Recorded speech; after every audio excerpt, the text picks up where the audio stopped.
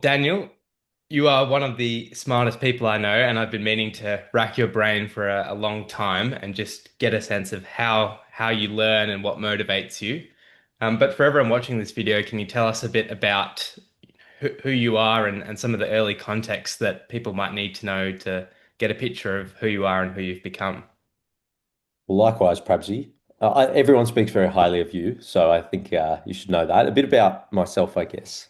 Where do I start? I was born in Adelaide. I grew up in rural Victoria for a few years. Essentially, I grew up in Traralgon, which is a smaller rural town in Victoria, for a few years, and then I moved over into Melbourne when how old was I? I was in third or fourth year, or second, third year. So, and then went to school here. I grew up I'm Egyptian by background, so I was second gen. And I think that probably, I don't know, my parents were always like tried to emphasize the importance of work and stuff. I have to admit, it was a lot. Okay, can I be honest? I don't have the best memory of it because I was very young. I did just remember things being just so much more quiet than it was in the city bustle. But to be honest, I don't really know if I can answer that very well since I was so young. I probably don't have I don't know, I don't have the best memory of it. I just do remember it was a lot quieter. Um, you were close with your neighbors. You kind of knew everybody to some extent. Not everybody, but you knew the community a lot better. Everyone knew who your family was a lot more. So it was different, but I can't really comment on that very well. Yeah, when I like look back at like your sort of early childhood years, like most people like I find have a pretty poor recollection of what actually went on. Like one time I Mm, had to ask like because we only got internet at home probably when I was in year 4 or 5, and that's when we got wow. like a iPad for school. And then like I had to ask some of my parents like what did we used to do all day? Like if there was no Mm, internet and there was no like devices, like what were we doing after school like every day? And then just the like all that sort of in between stuff just disappears from your memory. mm, Um, mm. but it's crazy looking back that that's what life was like. What about you, Prabsy? What was your childhood like?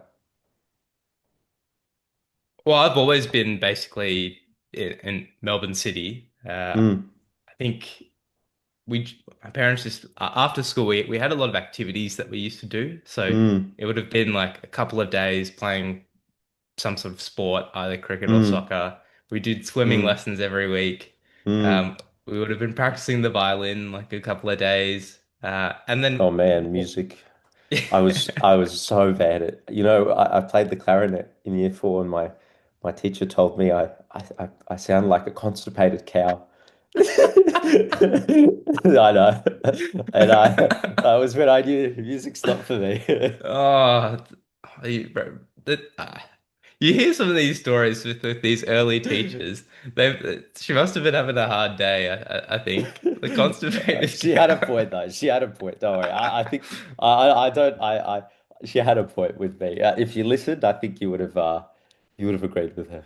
You might have to give us a demonstration later on if you Uh, still have a clarinet at home or if it's been unfortunately like not. Unfortunately not. smashed I up think into that's for the pieces. best. I think it's for the best. The other thing you mentioned was like your parents were like they stressed the importance of education. What was that like growing up, and is that something that you will stress down to future generations?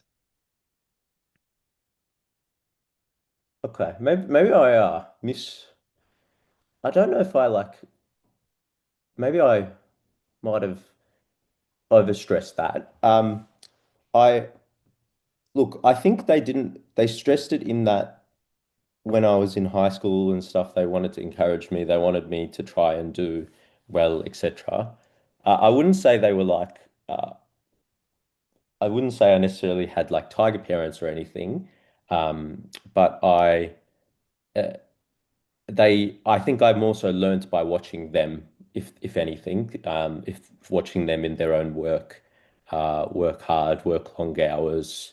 Mum would, you know, work very hard to take care of us, and try and work at the same time. And I think that itself was something I saw. Um, I think there is, I think that's initially, to some extent, the motivation was extrinsic, you know, um, in that, oh, you want to study hard so my parents are happy. I enjoy a lot. And so the motivation is, i- it's it's enjoyable to study. I think study is just an enjoyable thing to do, at the moment, because you know we're studying something very interesting that's really enjoyable. Um, I honestly, I'm not sure. I think honestly, it's all blessing. I don't. I'm not sure. I'm not sure. I can't put it on one thing, but I think it took a over time as well. Maybe part of it has been I've worked out what works for me. Um, I've worked out what's worked for me, and maybe as well as that, I've had more control over how you study yourself. Like I guess in school, particularly in the early years, you actually like you don't really have that much control as to what how you study. Like you've got homework, you do your homework, then that's it. But then I guess as you're becoming into year 11 and year 12, you kind of have to figure it out, or be advised from other people and follow those instructions rather than you've got this set, you do that, and that's it. You kind of need to work out, oh, this is how it can work for me. So I'm not sure. It's a few things, I think. Um, yeah. That's a very interesting point because I think when you're, especially in like those early secondary years, you're right, you are just basically prescribed homework and it's often in like quite a rigid format. So it'll be like, do these maths questions. Whereas it's not giving you the freedom to say like, learn about this concept in your own way. It's just do it Mm, this particular way.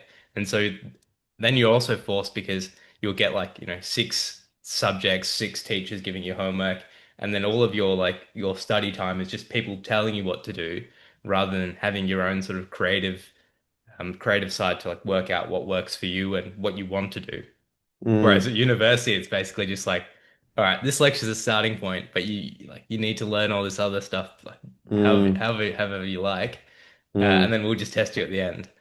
mm, So it's very interesting, and I was thinking like maybe the first time you have that creative freedom is sort of for most people on the holidays when they're doing like the VCE subjects or the ATAR subjects, and they're sort of want to get a bit ahead. And that's when you have a bit of like freedom to decide, all right, I want to learn this and see how it sticks. Whereas mm. most people's homework is just your teacher saying, like, read these pages, write this essay, etc. You know, you've just reminded me. When I was in year 11 going into year 12 for, I think it was bio. Yeah, I think it was bio. And Cheyenne, so Cheyenne is a colleague of ours from med school. He went to school with you, right? Yes, Yeah, that's he went right. to school with you. And I remember like calling this guy for advice, and I was thinking, he's like he's like my best friend at the moment, and I never thought it would end up that way. But I remember calling this guy because he was selling bio notes or something, and I was trying to get advice from him, and he was talking about how he had finished the entire course like before the year started, and I was thinking, oh my God, this guy's crazy. I want to be like this guy. I want to, this guy's an unbelievable hard worker. And then I tried to do the same thing. I got nowhere near to finishing the entire thing, but you're right. Like those times on the holidays or doing things out of school time is very informative, and you can learn from a lot of people around you. Um, and you can learn, I think people around you who have done well in the past or are often very good resources to, obviously, sometimes what worked for them won't always work for you, but very good resources around you to kind of work it out. But yeah, he was actually now you brought it up, he was a very informative part of like starting to become more independently studying because I was like, oh my God, there's these people out there who study on the holidays and finish the entire bio course. What's wrong with these people? Like, I would be like them, yeah. It is a different world, and I think it's one that people don't know a lot about. So for example, I think before year 12, I thought, oh, of like, let's get ahead with my chemistry. And I don't know if I read the whole textbook or if I just read some of the textbook just on the holidays. So just read through Mm, it. Things that I didn't know, maybe I wrote down a few things. And by the time like week 2 or week 3 came around, I remembered absolutely nothing. mm, And then in retrospect, I'm just like, that was such a silly way of like mm, studying. Like I knew I should have been doing something, but no one had mm, ever taught us independent study before. in, mm, in in retrospect, I should have been doing it completely different. I should have like asked someone who had like done that independent study and been successful, like what they had been doing. And it's such a common, like I think regret or complaint that people have is like, oh, the way I studied in year 12, like I really like, you know, I should have done things differently. mm. And it's a lot different to what I do now. So maybe like how did you study during year 12 and is that different to what you do now? How do I study in year 12? I think so. It hasn't changed a lot, to be honest with you. Um, I think it's maybe been refined, but it has, and there are new things I try and do, but I think the fundamental principles are roughly the same. What I guess in year 12, I would learn the content in some way. Now, how would I learn that? Sometimes reading a textbook, sometimes going to class and just listening to the teacher, just trying to honestly listen. The other thing that worked a lot very well was there was this thing in year 12 called Ed Rollo. Essentially, it was just videos of someone teaching you the concepts, and you can find that on YouTube or very similar things on YouTube, etc. That would be, I would have a few stages. I'd start that. That was the learning phase. And then after that, I, when I'd learned, all I did is I just sat down and I tried to listen honestly to what people have said. I always thought I was a visual person, but the more I actually go through life, I wonder, am I actually a bit more auditory? Like, because if I think about what's actually worked for me, sitting there doing notes, writing diagrams hasn't been the way that's always actually worked for me. But just honestly sitting down, listening to the person while they're obviously doing the lecture, showing the diagrams, etc. But also things like podcasts work very well for me for learning content, or at least for revising content, is something I've really enjoyed.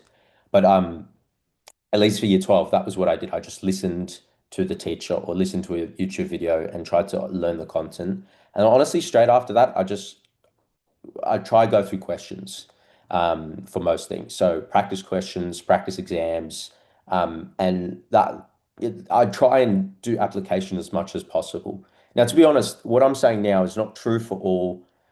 I think it's worth saying that I actually didn't do that well in year 12. I mean, relatively to a lot of people in medicine, I did not the best. So I got a 36 in English, which is not bad, but it's not as great as all the people around me in med who got 50s and high 40s or that was in English at least. And my ATAR was a lot lower than a lot of people in med. It was a 96.65.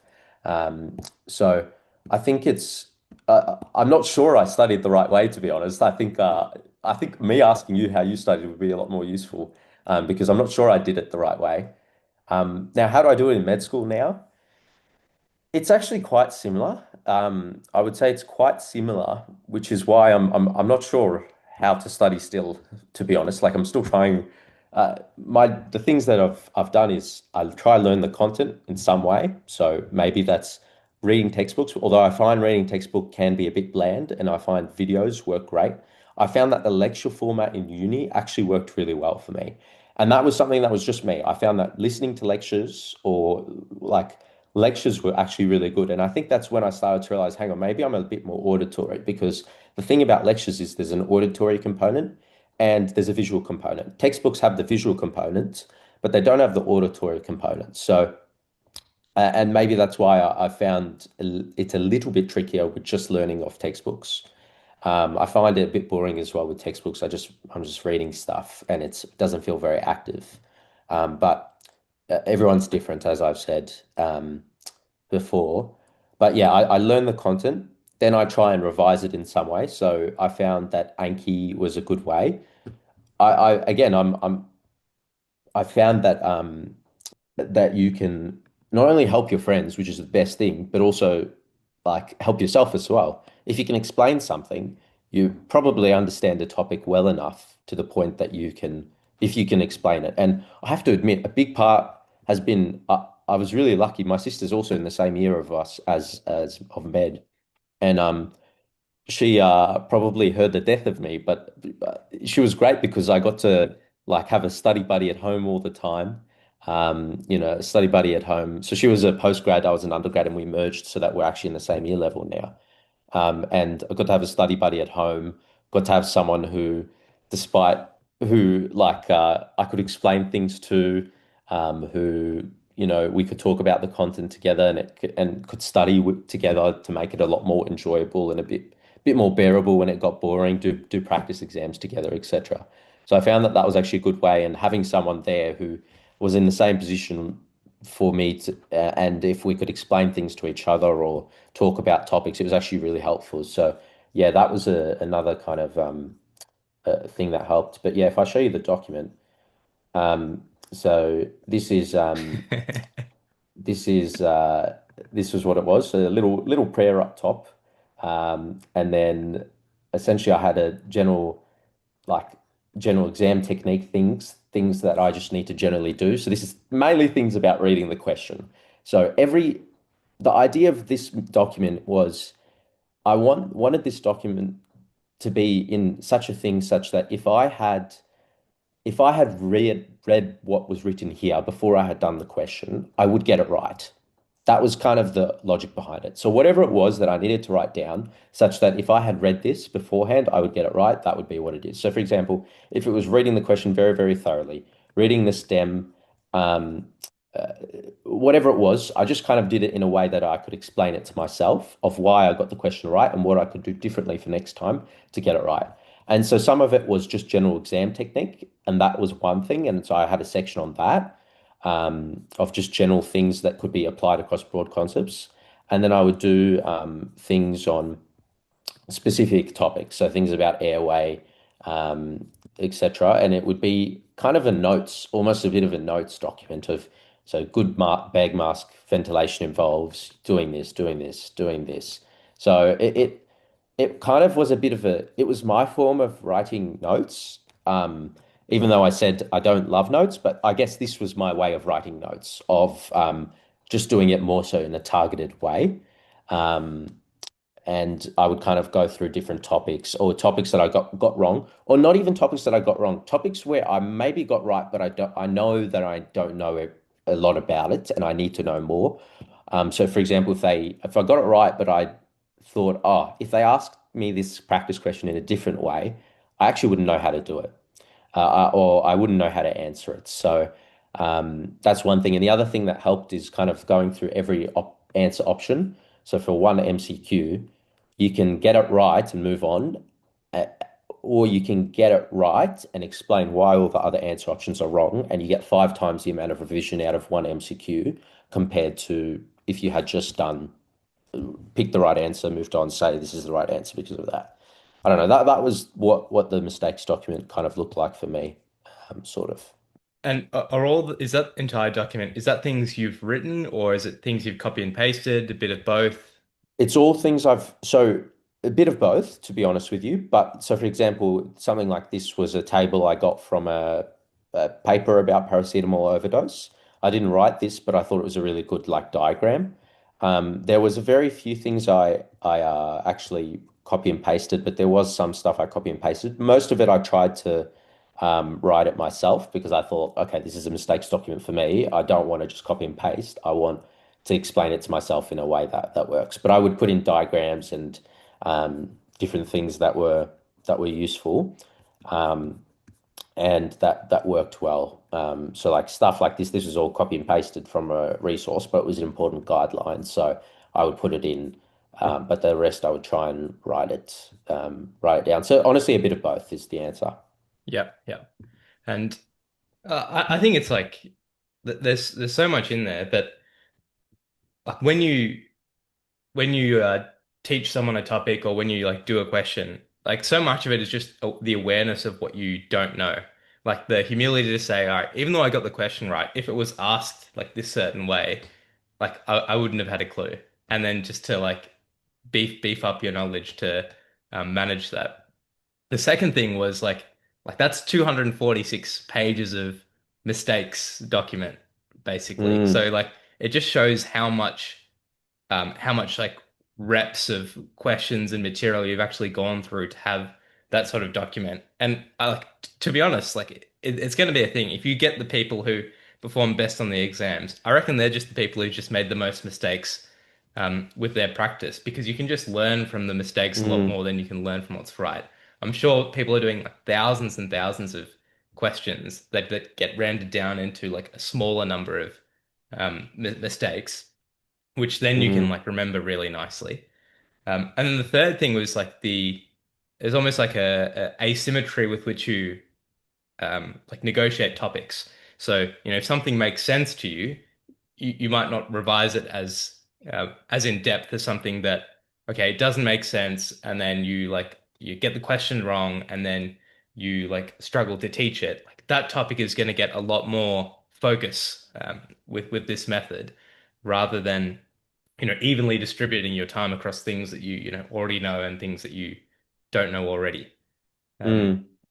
I'm really interested to work out that like you say that the way you've studied in year 12 to uni is not so different.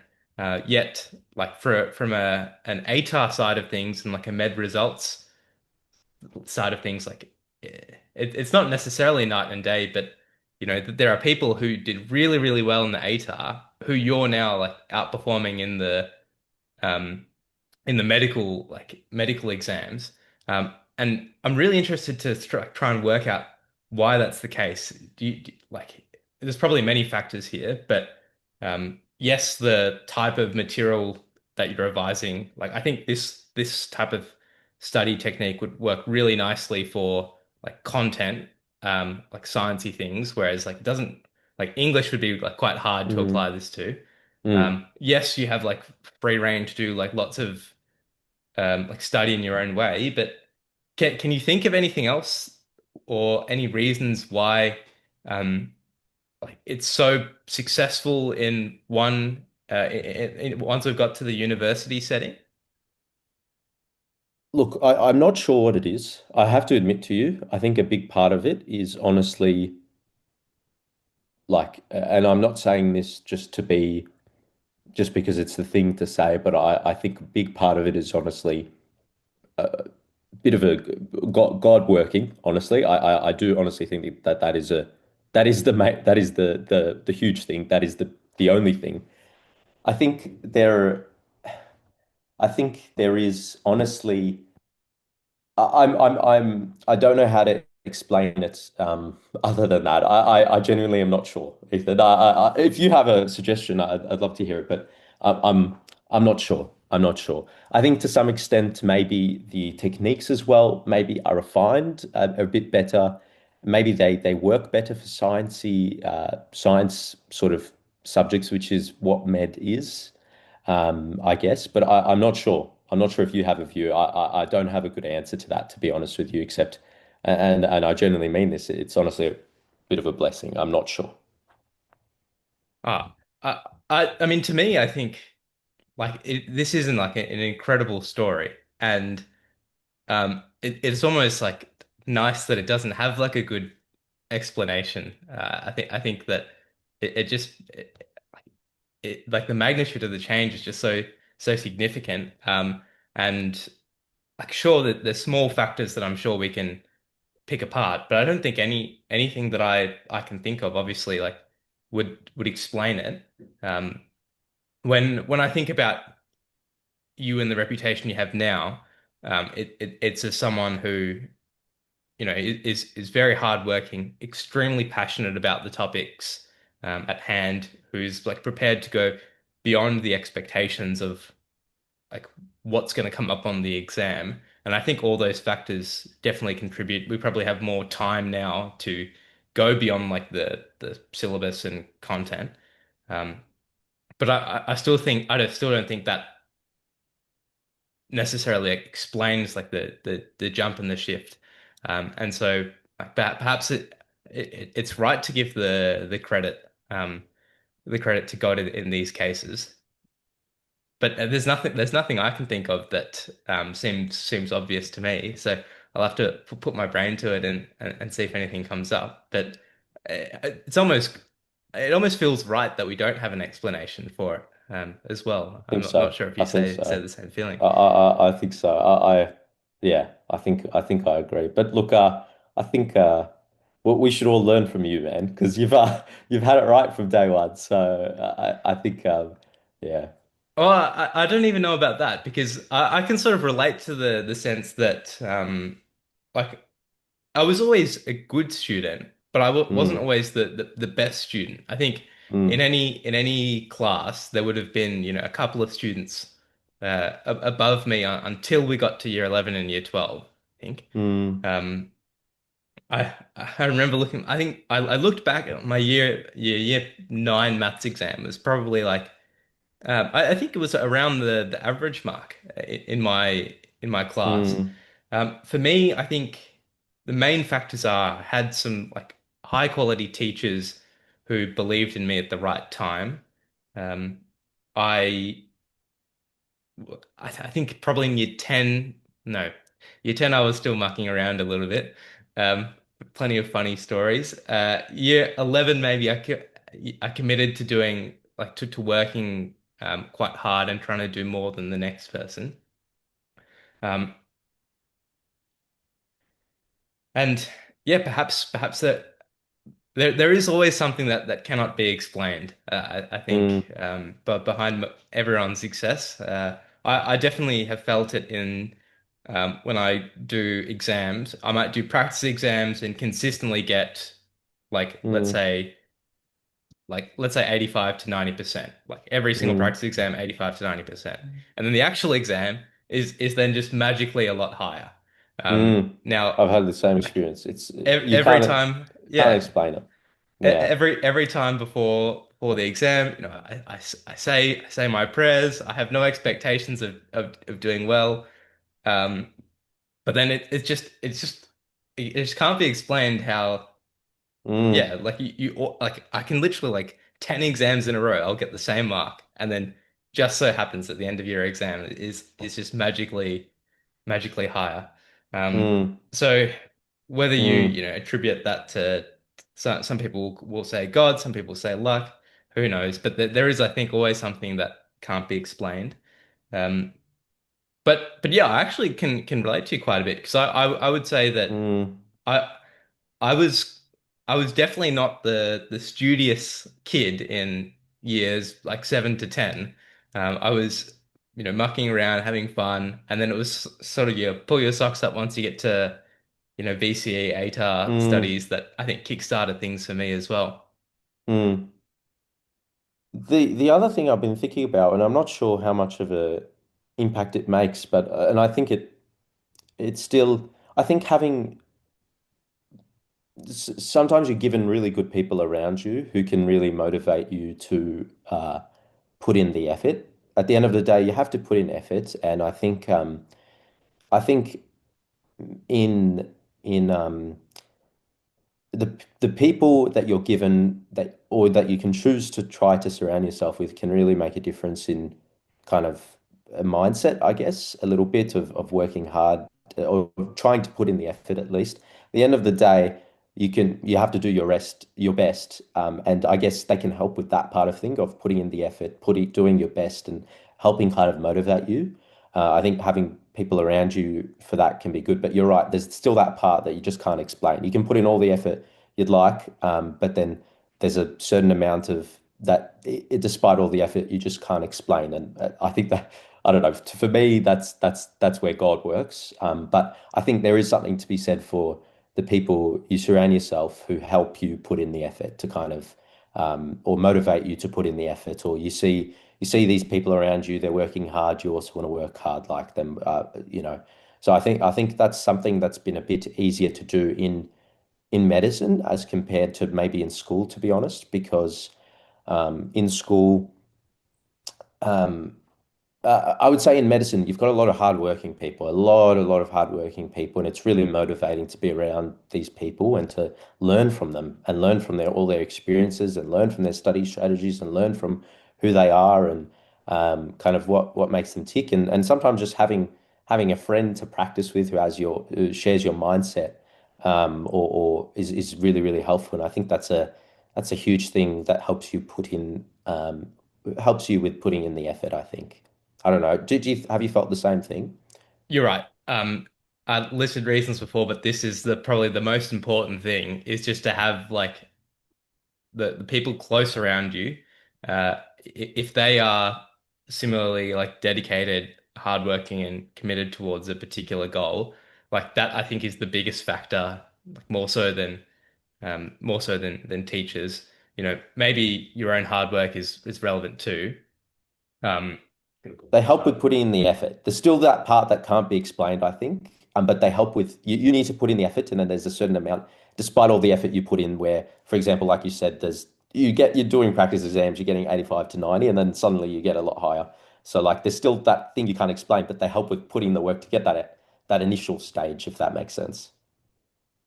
yeah, yeah, and I think it is like it's such a big advantage when I look back at the people I was around in high school, like all wanted to do med. Like my high school friends are like the same people as are now in med with me, and like Mm. that made such a big difference compared to I'm not sure at your school like how many people actually went into med, but there was something like 30 from my cohort who actually Wow, like are in our cohort, and that just like had such a like dramatic that's impact. amazing. Yeah. Um, so yeah, I think like who you surround yourself with like will rub off in terms of like that'll inspire your work ethic too. And it was always motivating. Like you see someone else like getting the high marks or like really going after it, and then you sort of think, all right, I need to be putting in as well. Mm. Absolutely. You touched on it earlier a bit about your interest in soccer that led you into interest in health and considering physio. Why medicine exactly? That's a good question. So it's it's multiple prongs, but the initially I've always like loved I've always loved sciences and I've always loved health like sciences at school. It was always my favorite subject. I loved the problem solving aspect. I loved of the problem solving aspect. I loved it, everything about it. And I wanted to do something which was sciencey, and I wanted to do something that made an impact on people's lives. And I think there's a lot of ways to do that, to be honest. And I don't think med is the only way. But I think that's why I thought about physio, and I thought, oh, physio would be nice. I might be able to work on like some soccer teams and stuff.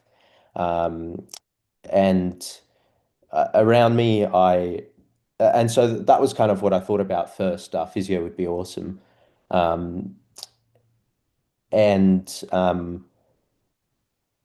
in my mind, even physio was very like unattainable, to be honest. Physio is very unattainable just because you actually need a very, very high ATAR in Australia to do physio. And my my dad suggested, look, why don't you also consider medicine? And in my brain, I was like, man, physio is hard enough. I don't know if I'll be able to get into med. It's very hard to do, etc. And he said, look, there's this exam called the UCAT. Maybe just study for it and see how you go. So I started studying for it very early. Um, in retrospect, I think, yeah, I started studying for it early. And I don't know, I found that when I had something, I guess I started studying for it early. And the other thing that kind of made me really keen about med is my dad was he's a pediatrician, so I was lucky enough to grow up with a lot of this stuff around me, and seeing my dad come home very late, be do the on calls, and I actually like really admired him for that. Like I really admired his hard work. I really admired that, oh, dad's out helping sick kids, or dad's out doing this, dad's out, um, you know, and I really admired him for that, and I thought, oh, that would be great. I just thought it was so unattainable. So I would have loved to have done it, but I thought it was so unattainable. But then because I had started studying for the UCAT early, I thank God I was able to get a good score in it, and then from there, I was able to. I was like, med actually became a possibility, and so. Um, yeah, that's kind of how it happened. That was kind of a bit of why med. But to be honest with you, there's a lot of there's a lot of you can get those things of loving science and helping people in a lot of different ways. And I don't think med is better or different. It's just a different way of doing that. And I think it's the path I've been put on, and so I'm hoping to work in it and work in the path I've been given. Well, I think I can speak for the whole of our cohort in saying like when you think of someone who's genuinely passionate about the course, genuinely passionate about med, your name is the first that would come to mind. And it's crazy that that's like the backstory behind it. I think many like high achieving students, maybe when they're in year 7 to 10, like the ATAR is just such like a foreign and like sort of it seems unattainable. It seems far away, and Mm, people like don't have that sort of self belief. I think, and they can. It's easy to sort of put yourself down and limit yourself with in terms of restrictions, mm, but I think that's the role of teachers and the results you get at that stage, just to like keep pushing the barrier of what you think is possible. And then, yeah, in this case, the role of your dad to sort of like push you to sit the UCAT. Um, mm. there's lots of quite a few people in med actually whose parents are doctors. Um, Obviously, you get to they probably know more in depth what the life of a doctor is like. But I guess for you now studying medicine with your dad as a pediatrician. What role did that play besides obviously him pushing you into or encouraging you to sit the UCAT? Is that sort of an inspiring thing? And yeah, what are your feelings towards that? It is a very inspiring thing. It is a very, very inspiring thing. It's lovely to look up to someone who you admire. I admire my dad a lot, and it's lovely to see him kind of work very hard. And um, it is really nice to also have someone around who I can like talk about things with. Is a big support to me, and so he's a great person I can bounce off ideas or bounce off how to study or bounce off what he thinks about, oh, should I do this or what does he think? Or and I think he keeps me very grounded and keeps me very and he keeps me very real. Because I think he he keeps me very grounded in the fact that I when you're with when you have someone who has been through it, um, who has been through it, who's on the other side now, it is very nice when you're like worried about things and they're not actually you're thinking too much, man. Like you're it's nice to have someone on the other end who can advise you that, you know what, mate, just like stop worrying about these things, just put your head down. Just stop worrying about all these things, stop thinking so high, thinking too far ahead, just put one step in front of the next. I think it's very nice to have someone who's been through the path to kind of advise you in that way and to kind of help you go through, kind of help you and advise you with not only your study but with whatever your future aspirations and stuff are. But I think it's nice to have that sort of thing, and I'm very lucky, to be honest, to and very blessed to be in that position of having someone who I can chat to about all that stuff, and who can be a soundboard, but also a really good, very good advice person for advice, for different things, for study, for future aspirations, etc. That's really interesting. Because I think before med, everyone's like main concern and worry is just like, can I get into med? Like it's so hard to get into med, etc. And to have someone like just like break it down and say like, just like these are the steps, just do your best. There's always like, you know, options either way. This is not like a one-off doom or gloom event.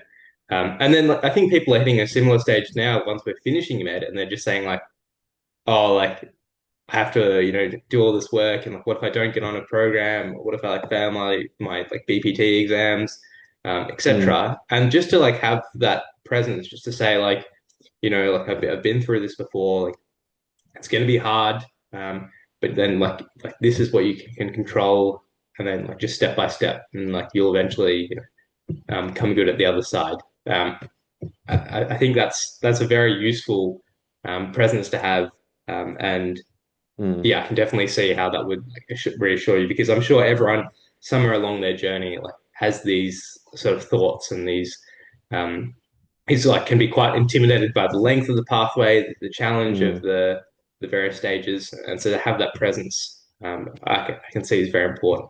mm, mm. I note that. Do you Oh yourself yes, have anyone like medical in the family, or someone you've been able to bounce off ideas like that?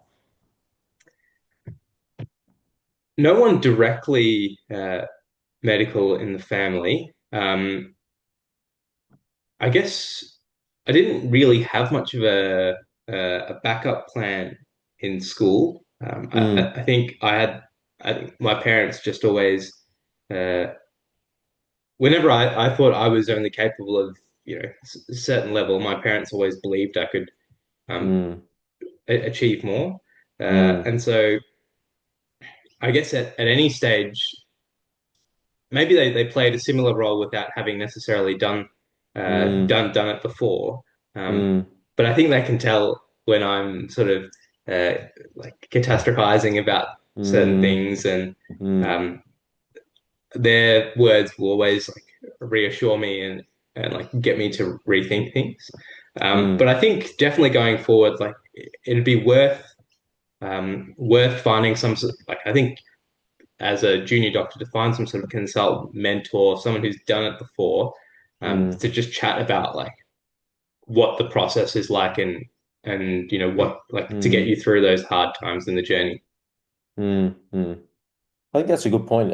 In that, like, your parents don't have to have been through it to play the role we were talking about before. Like, you just you need someone who knows you, and who it doesn't even have to be your parent. Just need someone who knows you, who has your best interests at mind, and who can advise you, but who like who's yeah, absolutely. Yeah, exactly right. Um, I wanted to ask because within med, there's a certain level that all our questions are multiple choice questions, and there's a Mm, certain like level of detail that's going to come up on the questions. Like mm, because there's 200 multiple choice questions. Um, you just need to know like generally the main ideas. They're not mm, going to t test you on some small things.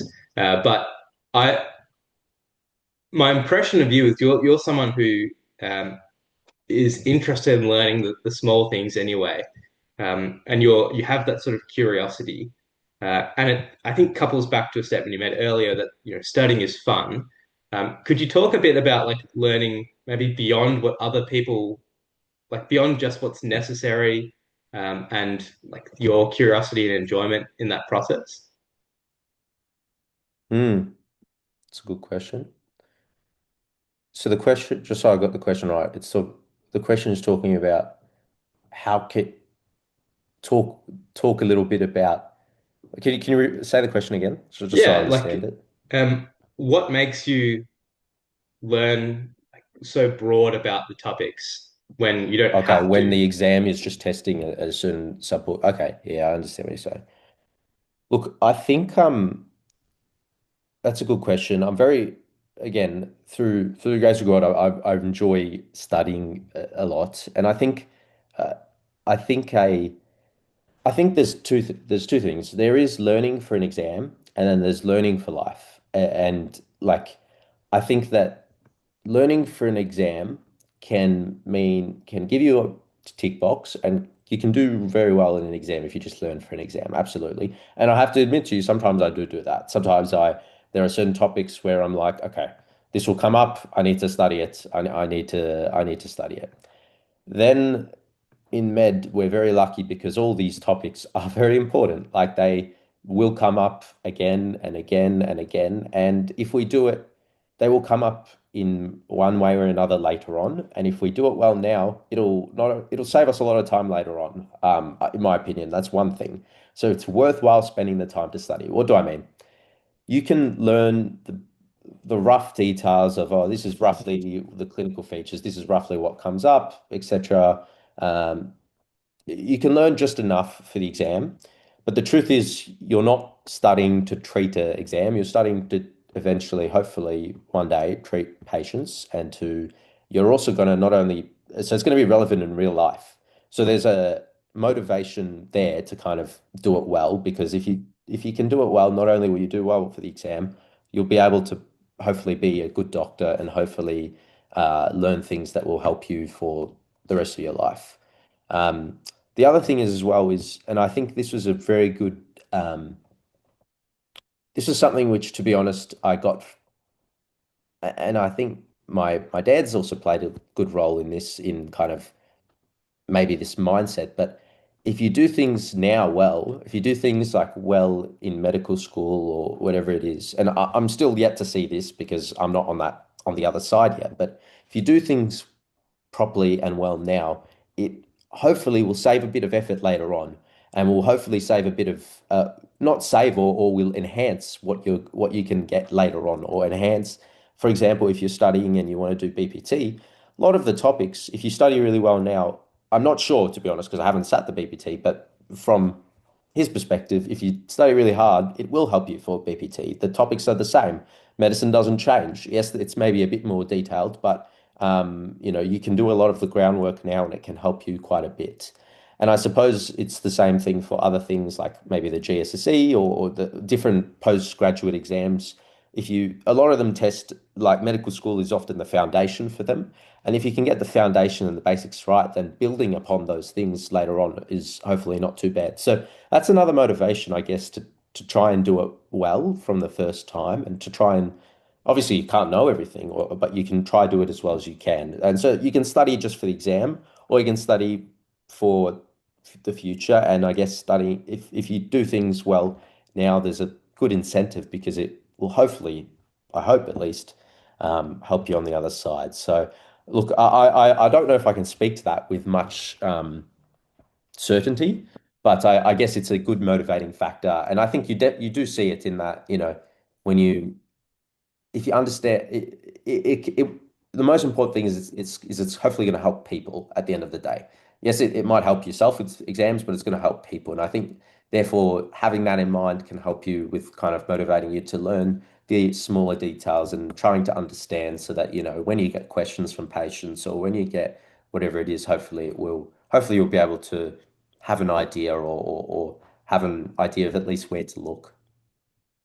I don't know if that kind of answers your question a bit. No, it definitely does. And it's one thing that when your goal is to, learn because the knowledge will help people, then there's no like off switch after you've done the exam. It's like if you study for exams, like you work super hard, you sit the exam, and then you sort of forget about it. And then some people might have to relearn that information later. Whereas if your goal is just, to learn for patients, that's a sort of a continuous journey. And there's so many different analogies you could use, whether it's compounding, you want to start early, or, you lay down those initial layers. And it is a lot easier to add on the specifics once you've got a really good grasp of the basics. Whereas, if you leave it later and you have to like learn all these things, new basics and specifics at the same time, it can be very challenging. So I think there's many good reasons uh, to learn lots now, but hearing your reasons is very inspiring and like to have your heart behind like that's the heart you What have about behind you? learning. What helps you? Like, what helps you with the details? Yeah, what helps you? I think a part of it is just like you're naturally curious. If Mm, you know, it's easy just to like learn some obscure fact, but then if you can't explain it, you haven't really understood it. And mm, I think the more you can understand, the less you need to memorize. And mm, just like memorizing things is a risky framework because you can just forget mm, it after a certain absolutely. period of time. Whereas, for me, if I can make it into some sort of story that makes sense, it sticks a lot more. And then you're right, like you can actually like, explain things and use that sort of reasoning and principles to like many different contexts or to extend out rather than it just be like oh, I know these specific things and then if I'm probed further I don't know. But then I think there's a genuine enjoyment and like interest in Mm, like the topics. Like it is I find it genuinely interesting why mm, like how some of these conditions work, how different symptoms are caused, like why like these certain things occur. mm, Um, and I think that I find like especially when I can learn something new, it's like the process of learning something new and discovering something and asking questions is mm, something I find really enjoyable. More so than like, sometimes for me, like revising something isn't as enjoyable as learning a new topic. And mm. and then you can just like be natural, ask lots of questions and then create this picture for yourself, I think. Totally agree. And I really like what you said about trying to understand. It's so much more enjoyable when you're not like brute trying to make this information into your head, but you're just trying to understand it and just learn it for the sake of, I just want to learn this. I just want to be able to explain it for myself. I just want to be able to understand what's going on. And I think you're right, it makes study so much more enjoyable when you're just trying to understand for the sake of understanding and you're not trying to just put this information in your head and just brutally memorize it. You're just trying to just understand what is going on. And I think it really that difference between memorizing and understanding is huge. Definitely, I definitely agree. One thing that we talked about earlier before the podcast was that everyone has different ways of studying, and you talked about the trap of sometimes you'll look up a video about how Ali Abdaal studies, and we'll try and just copy that script for script, whereas that might not be the style that suits us as a person and is most effective for us. I think the most stark like, difference between your and my approaches with regard to some lectures. My impression of you is if there's live teaching on, you'll always be live and be an active participant in it. And I guess this sort of ties into earlier you mentioned not so much like not being a big fan of taking notes, and it seems like you just have intense focus on what's being said in that lecture and trying to understand it as best as you can. So on one hand, we have I think yourself being like the active participant in the lecture. On the other hand, I'd say like unless necessary, I will watch it like a pre-recorded lecture um, on like two times speed and probably pause sometimes probably not pause too much, but I'll generally favor the pre-recorded, just doing it in my own time. Um, Mm.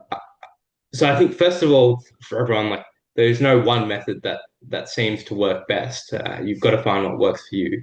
But can you talk through what you like the benefit you get from like being an active participant in the lectures and maybe you mentioned like some auditory learning might be an area that you're stronger in, but what's your rationale behind being live and being engaged in the lectures? I think being live is nice and trying to engage is nice because number one, there's accountability. There's accountability. And number two, while this isn't completely true, the nice thing is if you're there and you do it, you say it feels yeah, you're going to do it. If you're going to be there in person, you're going to actually do it. There's a lot of times, and I've been definitely guilty of this, where you see a lecture is recorded and you're like, oh, it's okay, I don't need to attend, it's going to be recorded. I watch it in my own time. And then it comes to you never end up watching it in your own time just because you don't get around to it. So I think part of it is nice because you've just got that time. You study in that time. It's dedicated, it's set out. You don't have to take time out of the rest of everything else that you have to do or out of the revision time, etc. And so that's the lovely thing about having it. You just you do it right, you do it at that time, you engage yourself, and then that's kind of the time set out for the lecture. And then you can spend the rest of the time doing something else or revising or doing other things in your own life. So I think that's the benefit of kind of learning it and sorry, being there in person. Uh, Again, though, I think being there online is very can also be very good as well. In that, at least if you're online or not online, but if you're watching a recording, number one, if the lecturer speaks at a slower speed, you can kind of adapt it to whatever works for you. You can stop it as you'd like. You can come back and forth. But I think it's easier with accountability and to actually get it done. For personally, it was for me at least. If you're there in person, you just get it done and you focus in that time rather than having to come back. And I think as well as that, there's a lot of the other benefit is there's a lot of like things that are said, which often are said live, where that can actually be quite useful. And I think not always, you sometimes miss out on that sort of discussion or that sort of you miss out on that discussion and that learning if you're not there in person. While it's not a huge thing, I think it is an additional benefit and probably a more minor benefit. But I think for me, at least, the main thing is accountability, just getting it there, getting it done, and trying to kind of immerse yourself a bit more.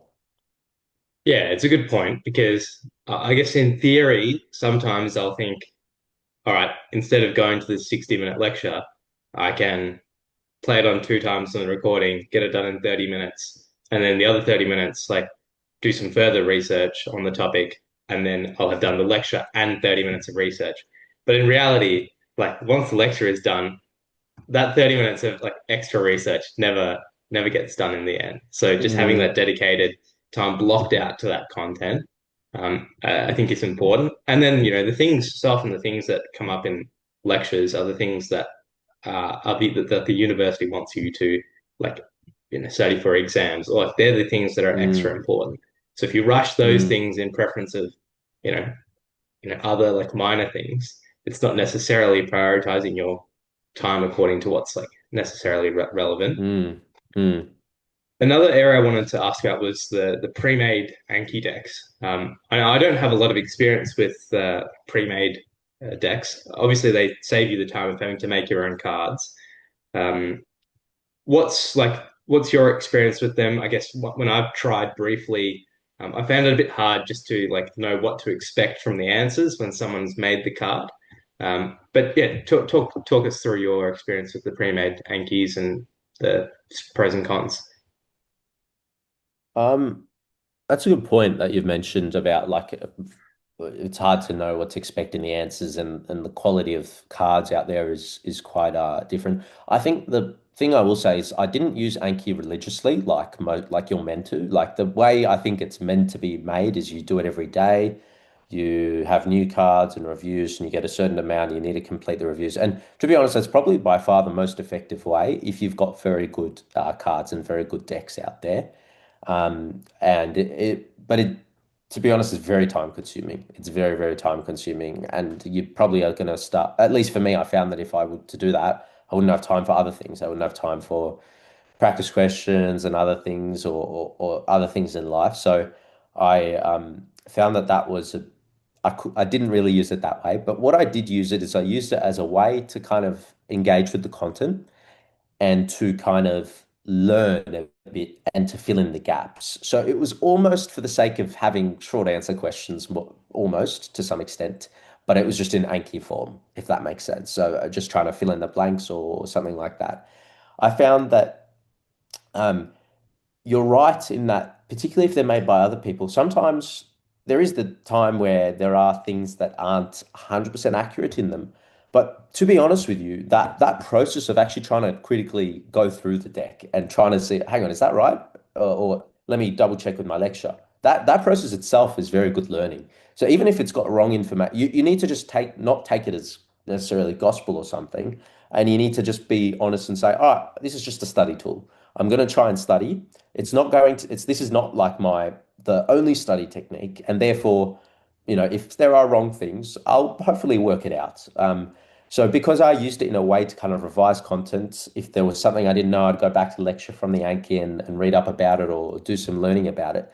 Because that's how I used it. I found that even if there was wrong, if there was something I didn't know that was written there, and I'd still have to search it up for myself, I wouldn't accept it. So it wouldn't be, Anki wouldn't necessarily be my way of learning new content, but it would be a way, while it was to some extent, but it was a way to direct me to the places that I need to do some more work on and to learn. That was my way of doing it. Now, to be honest, that's not the way most people use Anki, and that's not the way you're meant to use Anki, but it was the way that kind of worked for me. Um, the other thing I will say is there are very good pre-made decks out there. I think not all of them are for there are very good American stuff online that you can find, like very good American decks and that sort of thing. That the Americans have really mastered the art of Anki quite well, but and I don't think we're there necessarily in Australia. The other problem with Anki and what I'm talking about with the American is sometimes it's not exactly what they want you to learn. So sometimes the lecturer has a certain thing in mind that they want to test, and then the Americans have a certain thing in mind that they want to test, and you kind of need to marry them up together. So that's a bit of a risk with that. But particularly when we had less formalized lectures, for example, in the clinical years of med school, I found that those American decks and stuff were quite useful because, medicine is not that different after all. It's you still have a disease, you still have a disease process. You have different guidelines of management, sure, that's a relevant difference, but I found that still those were really, really useful resources, particularly for basic sciences, but also for clinical stuff and disease processes. It doesn't change too much. So um, there are some different quality, but just the process of even having to make up your own.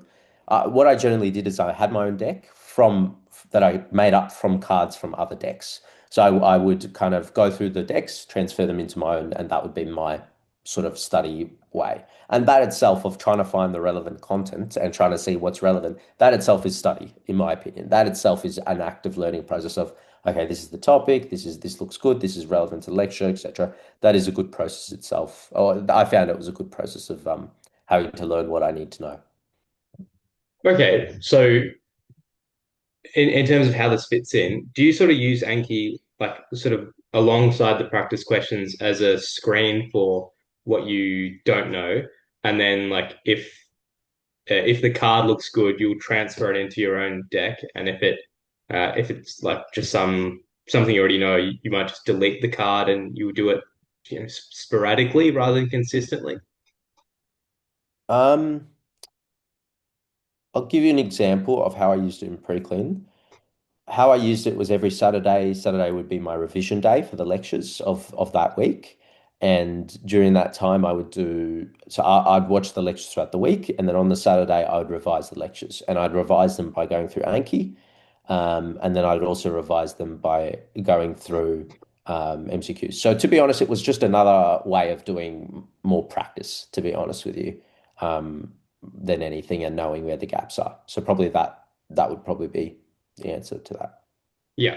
So like the lectures will be on specific topics. You'll go find flashcards for those topics, do the flashcards. They'll uncover some things about what you don't know. If it's a good flashcard, you can save it for in your own deck to repeat. And then the ones you get wrong prompts you to, do some further research or revisit the lecture Yeah, to like sort of. address that Yeah. gap. Yeah. Yeah. That's that's uh that's really interesting. And I don't know if there's a right way to use Anki because the two most common complaints are like it's too hard to do Anki every day, and it takes too long to build my cards. And this approach like doesn't have either of those two problems because you can just do it like Mm, once a week, and you don't need to have like consistency with when you do your cards. And that's one of the like challenges with Anki's. If you sort of stop doing Anki for like 2 weeks because you go on holiday, then you have like this giant backlog of cards, mm, and it sort of stuffs up some of the algorithms as well. mm. So that's really interesting. Just having a set Anki time, which you can like get your cards done, and then using them as short answer questions, as you said, because I think they this kind of comes back to what you were saying about understanding versus memorizing as well. Because if you're using Anki to purely memorize, you probably have to do it every day. But if you're using the Anki to help you understand and force you to go back and understand the content, that it's you probably don't therefore need to do the Anki every day if you're trying to understand it. Because if you can logic your way through the topic and that, then then yes, memorizing is still a role, don't get me wrong, but the role of it being a purely memory tool, which is no longer needed necessarily. So that was what worked for me. But yeah. and I think anyone who has those issues with Anki, the consistency issue, the making cards issue, like this is definitely an approach that should be considered. Do you know many others who use this approach, or is this something that you came up with yourself? Um, it was uh I'm not sure, to be honest. I'm not sure. It was something I just started doing. I just started doing. I needed a way to revise. Like I was like, oh God, there's all these lectures. I don't know what I'm going to do. I need a way to revise them, and I just started doing it. So I didn't necessarily. I think it was also lucky because they were released. We had like people above us in the year in year one and year two teaching us, and it just turned out really nicely that they were releasing it by week. So I guess it just worked out that I started following the weeks that they were releasing it, and it worked out really nicely that way. So um, I think that worked for me at least. There are a lot of differences between studying in school and studying in uni. How did you sort of manage that transition from ATAR studies to now medical studies? I think it's a very hard transition. It's a very, very hard transition. And the reason it's very hard is you go from being spoon-fed well, not spoon-fed, but I think in high school you're really, really well guided, etc., through things, to then kind of having to work it out yourself. And kind of you've got lectures, and then gradually as you progress even further through med school, you kind of get less lectures and it becomes more self-guided. And then as you graduate as a doctor, you're gonna have no lectures and everything's self-guided. So um, I think it's a very hard thing to do. I found it hard personally, the transition. So I think that's worth saying. I think trying different things and seeing what works for you is just the best thing that can work, to be honest with you. I think I tried many things, some of them didn't work. And I think just trying things until they work helps a lot. And I think you kind of have to also start working on a bit of a you have to start looking at you need to look at what's valuable to you, what sort of resources are valuable to you. And that's a big thing that's quite hard from ATAR to uni because in ATAR, you've got one textbook, the school prescribed for you, you follow this, etc. Then you kind of need to work out what resources there are out there. And that's another just trial and error. So to be honest, the best thing to do with the transition stage, with the transition is I think try many things that are suggested, see what works, and and very importantly, just test yourself regularly because that's the hardest thing probably with VCE, at least for us. We have SACs regularly, you're tested frequently, etc. With how it works in med school, at least, is you're not tested until the very end of the semester or until the very end of the year. So you need to force yourself. You need to put in your own sacks. You need to put in your own kind of revision that you kind of need to keep yourself accountable for. So I think just doing things, so trying many things, trying many things, work, failing with them until you find things which sort of start working is probably the best thing that can help. It's a bit of a hard question to answer because what worked for one person might not work for the next, but I think it's just the transition is hard. It's gonna be hard at times, and you just have to try things until you kind of find something that works. Definitely. And it's a tricky thing to ask of lots of people because most people in year 11 and 12, that's sort of when they're getting serious about things. And it can be a hard play to say, all right, I'm going to change my study strategies to see if this works better. Um, that being said, I think if you don't make it in year 10, like there has to be Mm, some period where you try all these different things out. You have to work out which one works best. absolutely. Um, Yeah. because I probably made the issue of, the inefficient techniques I used in year 12, I carried forward to first year uni and just did the same thing Mm, without asking that question. And then it was only second year when I ask the question of, all right, everyone seems to be using Notion, everyone seems to be using Anki. Like, let's try something different this year and see if it works better. And it made such a big difference in how enjoyable and how effective the mm, study was. So mm, yeah, it's something to ask. Like, I think people just assume maybe from a young age, like what, like like the classic thing is like I'm a visual learner. Like this way works best for me. But like just try all these things out for yourself. Like no mm, one can like tell you how to study because one person's method is so different from another. You have mm, to sort of experiment and work these mm, things out. mm, But there is a big transition, and you might have to change. What worked for you in year 12 might mm, not work for you in the same way in medicine because of the different mm, nature of the mm, subjects, I guess. mm, absolutely. That's a good point about having to try things out in year 10, actually. That's a really good point, I think. And you might not start seeing it work well until later. So you can't just tell yourself, oh, I'm going to turn on in year 11, year 12. You kind of do have to put in some effort beforehand because um, there is, as your whole channel is about, there is to some extent a bit of there is an art to learning how to study, and you kind of have to put in the effort to work that out. It's not something that I can just watch a YouTube video for and it's going to work. You have to try it yourself, fail it, try other things, fail it, try things. Oh, it's sort of working. How can I make it work better? And then get there. Yeah, I mean, if anything, like the point of like looking at videos like this is just to work out what other people are doing and then just Mm, to try all these different approaches out. And you might find some hybrid approach of, multiple things you see that works best for you that mm, is the thing that you actually do. Because I mean, it sounds like you've come up with your Anki method, almost through experimentation.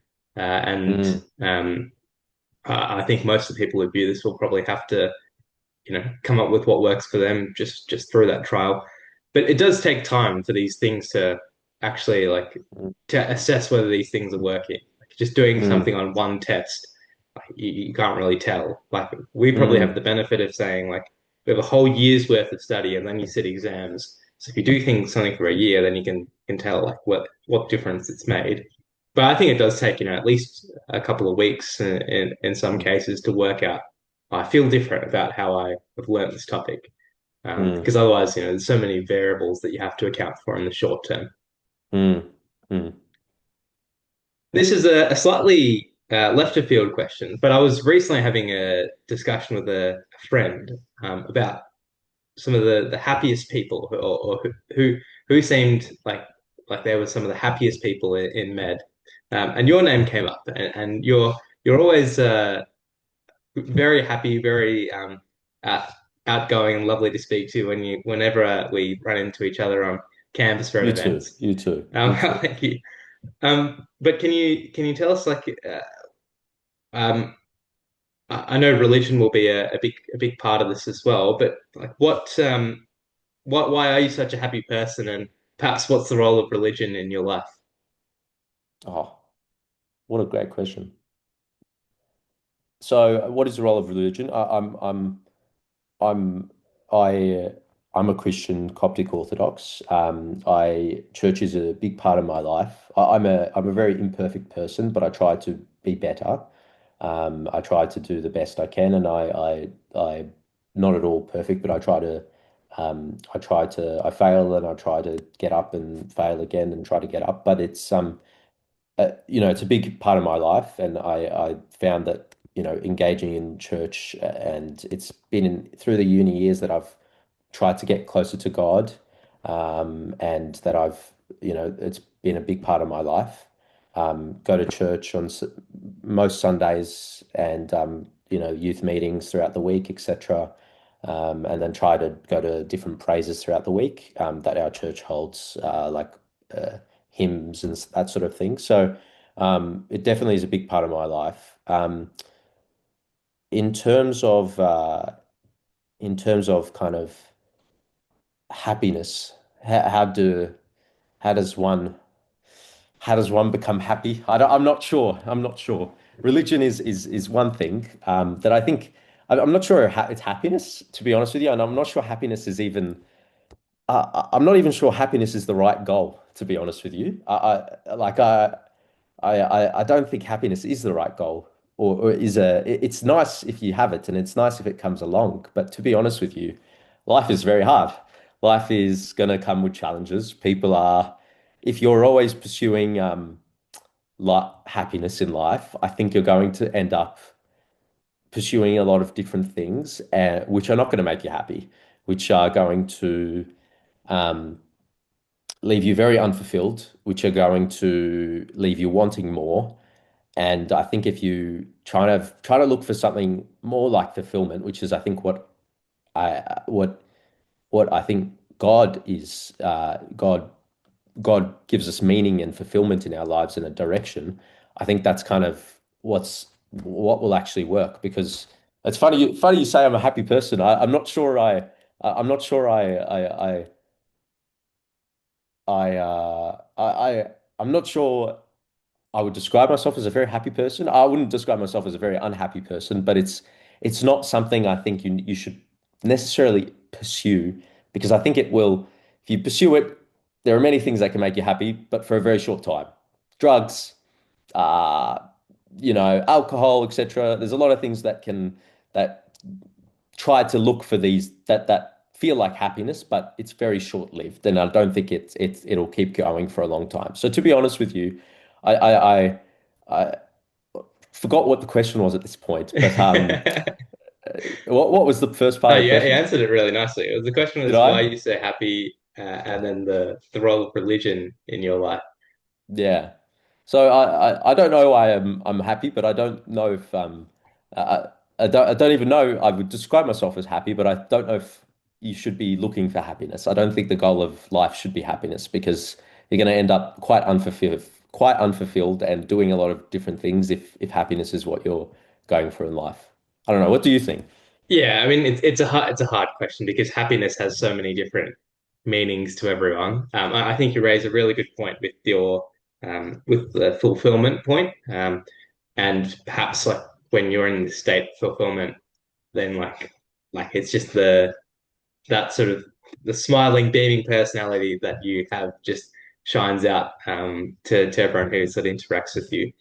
There's lots of like different things I think that people need to balance, like the pursuit of meaning, purpose, fulfillment, and you're right. I think if it's just happiness, then like there's probably an issue there. And if happiness is prioritized above more long-term things like fulfillment and purpose, um, I agree that that might be problematic. Mm, And it's always good to have something like it seems like with you, you've got something higher than yourself. The happiness is your own happiness, but the role of religion is higher than yourself. And um, you said earlier on that you're inspired by your dad working, long hours helping sick children. So I think sometimes there are like necessary trade-offs with happiness that you need to make for some of these other things that we're talking about. Fulfillment, service to a greater cause, mm, um, purpose and meaning. mm, And yeah, it's interesting the way you speak about. speak about happiness, but yeah, when you have that fulfillment, then I guess what's coming across to us or to me is just that the big smile and the friendly face that You I think too, we all man. associate. I think I just smile whenever I see your face because what do you think? Who can't smile when they see you? Oh, you're very kind. You're very kind. Uh, Well, work-life balance is commonly discussed in medicine. Like, what does that mean to you, and how do you sort of balance medicine with life outside of medicine? oh, great question. Look, this is a touchy, not a touchy topic, but it's an interesting topic because I think work-life balance is a bit of a hard one because number one, I haven't technically started working yet as a doctor, so I don't know what it will become. So anything I say now, I'm not sure will. Who knows? It could change. Who knows? It could change, and it could go differently. I think you've look, you have 24 hours in a day. You have, and you know, I think it's worth noting that if you spend time on some things, you can't spend time on other things. Now, the next thing is, I think, um, I'm not sure. I'm not sure how I feel about even the phrase work-life balance in the fact that it implies that there is two things that are intrinsically um, opposed and that, oh, I don't want to be at work. Work is, I want to be in my life. And when I'm in life, that's my happiness, etc. I don't, maybe that's just my interpretation, but I think it's a bit, that's often, I think, how some people view it. So I think it's a bit of a hard one because I don't want to be at the point where I care a lot about it in the sense that if you care a lot about if you care a lot about if they're two intrinsic things which are just pulling apart at each other and life is what gives me fulfillment, work doesn't play any role in that, or it becomes a bit of a messy situation, I think. So uh, I don't know if a lot of people around me would say I don't have work-life balance. I feel fine about how my work-life balance, whatever you want to call that word is. I have a lot of friends outside of med and they think I'm a bit crazy with the time I spend or what I do, but I'm fine with it. At least right now, I haven't had any issues with it. Who knows, I might in the future. So, um, but it's a bit of a hard one. So I think look, you need some things, and you need to set what your priorities are in life. You need to set what are your goals in life. Is your goal to become I don't know, whatever it is, to have great, great success in your career, full stop. If that's what your goal is in life, sure. I hope you do that. But I think often you'll become very unfulfilled if your goal is success for the sake of yourself, for the sake of I don't know, making a lot of money, doing all of this, etc., blah, blah, blah. I think you need to set your priorities of, my priority A is, for me, priority A, number one is God, is God. Uh, whatever, everything else is afterwards. So then I think you can kind of get a better idea of what's important. I think I will say that there are things that help you and that I think can prevent burnouts, definitely. Things like exercise, etc. Everyone's different, and you need to make sure you come up with a combination that works for you. That means you don't get burnt out. That means um, it works well for you. But I think if you set your priorities straight in life and you say, number one, for me, it's God, and therefore work is a way I can find God in different ways, or try to serve Him in different ways. And so from there, work is not necessarily something that I'm trying to inherently pull apart, and that's it's counterintuitive to all the other parts of life. I don't know if my point is really making sense, but work-life balance, I don't know what to think of it, to be honest. I think I'm on the journey of trying to work it out. I think you need to find what works for you. and everybody finds different things which work. For me, I really need to exercise. Exercise is important. Um, I find it's something that just keeps me healthy, keeps me fit, helps me focus. But I suppose that's not necessarily what work-life balance, what it is necessarily when people are referring to it. So I'm not sure. What's your view of it? I've heard different perspectives, and I actually don't know. I don't know what the right way to do it is. Yeah, I think it's a controversial term because obviously it implies that like this distinction with work and then like life, whereas surely like work is an important part of life. Exactly. Um, Yeah. I think there's things there's like medicine and there's life outside medicine, and there's certain Mm, things outside medicine that you need to have enough time with. Like you need to spend time working on your relationships. You need to spend time on your health, having a peaceful mind, a healthy body, um, and absolutely. like hobbies, passions, they fit in there too.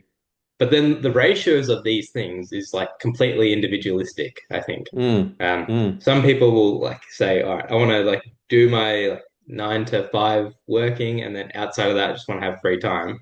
Whereas I think some people can be like perfectly fulfilled, just like spending 90% of their time doing med related things, and they're still able to adequately address the other areas.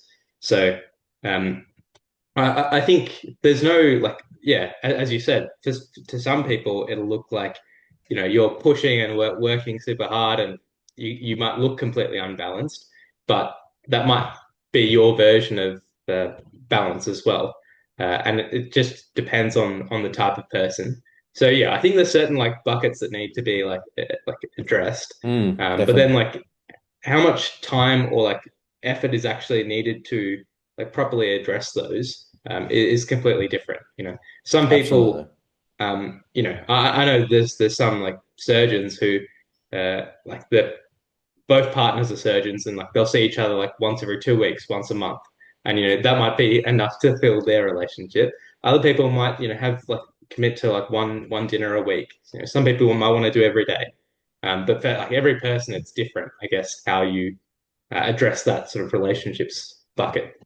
It's why it's so hard to be prescriptive. Exactly like you say, it's so individualistic, which is why like I get a bit I don't know how to talk about it because I it's like I I I still don't know what the right ratio is. I still don't know, and I think listening to what other people's ratios are might not be very helpful. So yeah, Yeah, I think the important takeaway is there is no set ratio, and as long as you yeah, feel like these areas are addressed um, and then like it's important, like in a sense, just to obviously you have to take other people's advice on board, but people might be preaching their ratios onto you, despite you having mm, a different sort of ratio between those sort of areas. mm. It's a hard topic. It is a challenging topic. Burnout's another one that often comes up. Have you had periods where you think you've pushed yourself too far, and what's your experience with that been? Can you tell me what is like when you're talking about burnout, what do you mean? Well, again, it's another one of those words that means different Yeah. things to different people. So we can try and answer the question without burnout. Like, do you feel like there's times where you've uh, been like a bit unbalanced or working too hard or felt like what you're doing was not sustainable?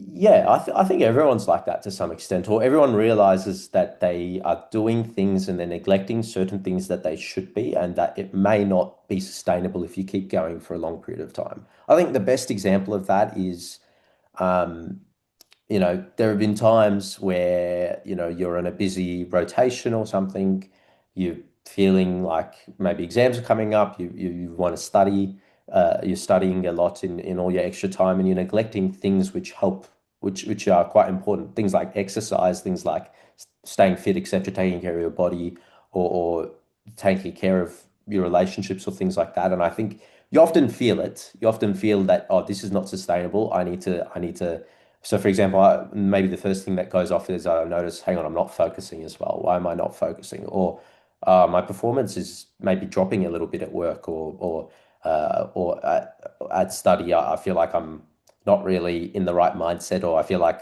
I'm just my study is not as effective as it was. And sometimes you need to kind of think, okay, what do I need to do that's different? So I think there's definitely been times where I'm thinking, okay, something's not right. What do I need to change? What do I need to add on? What do I need to take away? Or what's wasting my time, etc. So I think that's been that's been that's definitely been something I think you've I've gone through, and I think it's just readjusting before noticing the early signs. If you can, try to notice the earlier things that and then make changes so that it's not a huge crash that you notice. I think um, I've struggled with I wouldn't say I've, thank God, I haven't been in a situation necessarily where I'm burnt out and I just can't do anything at all and I'm just in bed. I haven't experienced that, but I think it's definitely something that people go through, and it's definitely a real thing. And I think um, I guess for me, maybe what's helped me, I'm not sure, all from God that it hasn't, but maybe things like trying to work out, trying to notice that.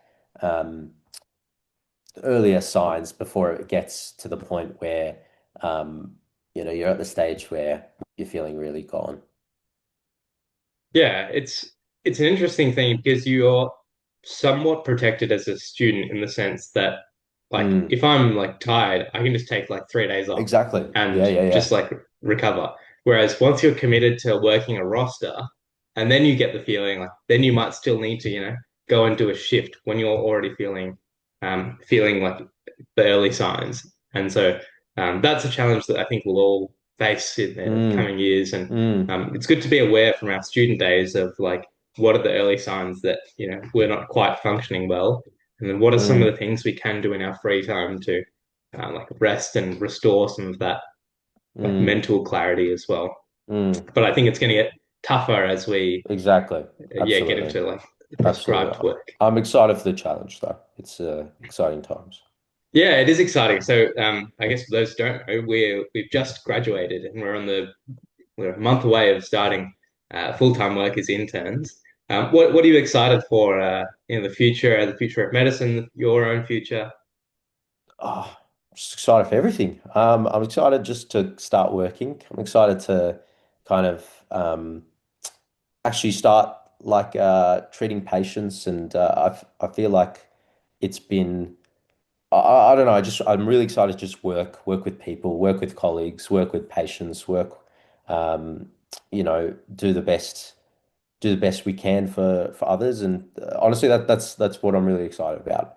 The future is always uncertain, but I think that's what I'm trying to put one foot in front of the next, and that's what I'm excited for, to just start working, to start working really hard, and to start trying to um, help patients and help people. Um, yeah. Well said. And there's always things that people can be worried about. I'm always worried about like what effect will AI have? Will like some new pill be invented that takes away the whole operation? All these factors. But there's lots of things to be excited about as well. Like there's the responsibility. You're able to work. You're able to apply all this knowledge. You're able to actually make a difference in patients' lives, and all that learning you've done now can be used, to answer patient questions and to, make a diagnosis, Mm, etc. mm, Um, mm, so it is exciting times. All mm. right, and then I guess what I mean, I think most of the people who watch this would be, let's say, year 11, year 12, high school, or maybe early med. Um, if you were to I guess do it again and give yourself advice. Let's say you're a year 11 student. What advice would you give to young people and young students? That's a great question. Probably my main piece of advice. It's work hard. It's very easy to worry about your future, and there is, as I said before, so much uncertainty in life. think one step at a time. By worrying, you add nothing to you cannot help yourself at all by worrying about the future. So just do one thing at a time. Put one step in front of the time. If you're in a certain situation, if you're in a class, you can always be thinking, "Oh my God, I don't know this content. I'm not going to get into this course. I'm not going to be able to do this. I'm not going to be able to do that." You go into this whole tangent. Just take it one step at a time. Do one thing. For each thing you do, do it as well as you can to the very best of your ability. And don't try your best not to put the horse before the, what do they say? Put the cart before the horse. Just do one thing at a time. Do it as well as you can, and put effort into those smaller things. And from those smaller things, that hopefully they'll build up into bigger things, into bigger things. But I think it's very easy, particularly when you're young. And I think we're at this stage as well to some extent, perhaps finishing, and we still are a bit uncertain as to where our career will go, etc. But it's very easy to start worrying about all these bigger things and just forget, hang on, I'm here to just do the best I can in this class, in this thing that I've been given, in this job that I'm doing, and just put 100% effort into whatever I'm doing and do the best you can. And do your best not to worry about all the things ahead. Those things will take care of themselves if you try and just, well, I hope they will at least. But if you just try and do the best you can in what you're given at the time you're given.